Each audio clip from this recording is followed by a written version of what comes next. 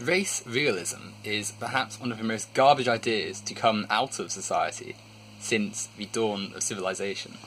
Now, this might sound like hyperbole, but it's not.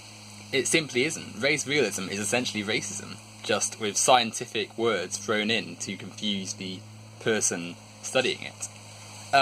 Essentially, the idea is that races of people, so like black, white, Asian, etc., have different genomes and genes which make them separate from Homo sapiens, like humanity as one individual species. And it's perpetuated by white supremacists and racists to try and illustrate the differences and inherent qualities the white race has, supposedly. So, for instance, you'll see them argue that black people, Africans, people from the sub-Saharan regions of the world, possess more physical attributes, whereas white people supposedly possess more intelligence and more capability of thinking for themselves. And you'll see them use IQ here to argue their case. So they'll say, oh, in the West we've got higher IQs, we've got more productivity, we're better.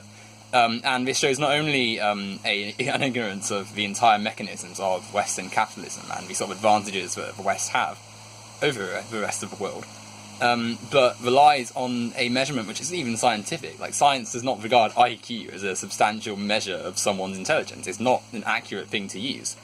And beyond that, it's really pretty dumb and unintelligent things they've used to create their philosophies.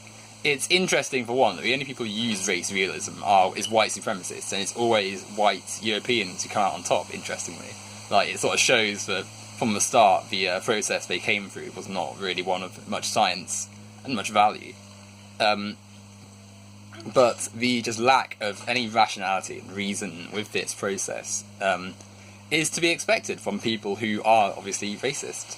They're white supremacists. They're always people who idolise and adore the sort of Nazis, the ideas Hitler had, the eugenics programs. The ideas of race realism pretty much stem from eugenics and were debunked years ago. But because of the rise of the far right, they're sort of coming back into the fold. There are people who do genuinely believe this sort of stuff.